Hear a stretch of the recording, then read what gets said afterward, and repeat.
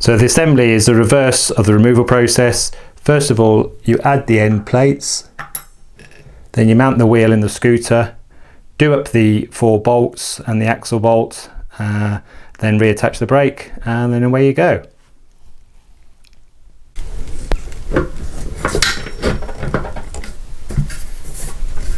Push it back in.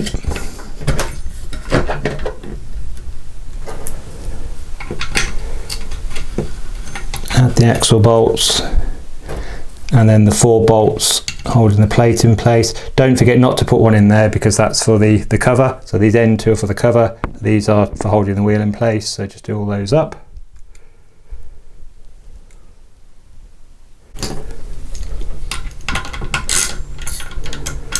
So when doing the wheel backup, it's a good idea to do 1 bolt from one side and then do the other axle, rather than do them all in one go on one side and then doing them all on the other side. So do the middle one, the axle, each side first, and then the 4 securing bolts. And then once you put those on, you can add the protective plate. Worth pointing out there are 2 different size screws. So the smaller screw, so there's just 2 of those, actually goes on the cap at the end here.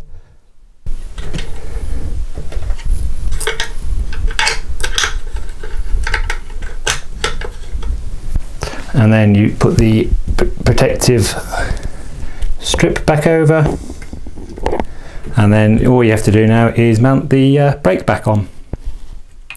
Securing the brake unit is the final task to do when mounting the wheel back onto the scooter.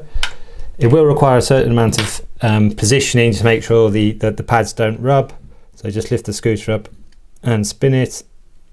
No noise, but you'll know by the rubbing sound if it needs repositioning. That's it, and you're good to go.